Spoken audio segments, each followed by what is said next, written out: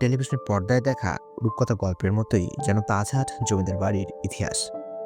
প্রাচীন রঙ্গপুরের অর্থাৎ বর্তমান রংপুরের একসময় ব্যবসা হতো হীরা, মানিক ও জহরতের।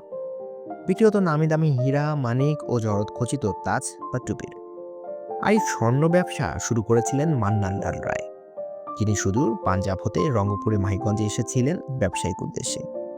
সেই মান্নান লাল রায়ের হাত ধরেই মাহিগঞ্জে বসত জমজমাট তাজের হাট। সেখানে পাওয়া যেত রাজা বাদশাদের চাহিদা অনুযায়ী অনেক মূল্যবান তাজ।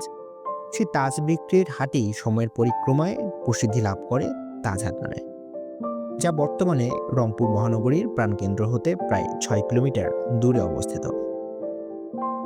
তাজহাট বাজারের কোল ঘেঁষেই দাঁড়িয়ে আছে প্রাচীন ঐতিহ্যের স্মারক তাজহাট জমিদার বাড়িটি, যার মূল ভবনটি ঐতিহাসিক এক প্রাচীন নিদর্শন।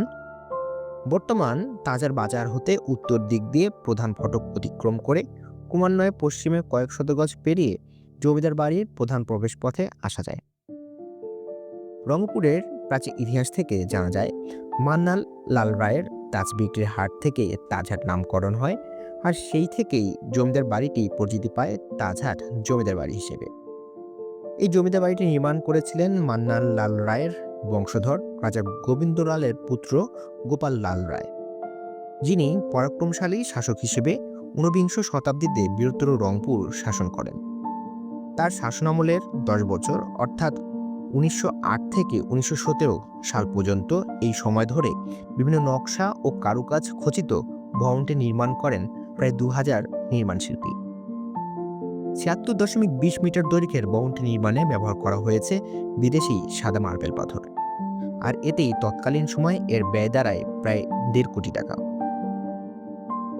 জমিদার বাড়ির চারদিকে রয়েছে প্রাকৃতিক সৌন্দর্যের অপরূপ শোভা, ফুলের বাগান, উত্তর ও দক্ষিণে কামিনী, মেহগনি, কাঁঠাল ও আম বাগান। রয়েছে সমসাময়িক কালে খনন করা বিশাল আকৃতির 4টি পুকুর। সময় করে ঘুরে আসতে পারেন রংপুরের তাজহাট জমিদার বাড়ি থেকে।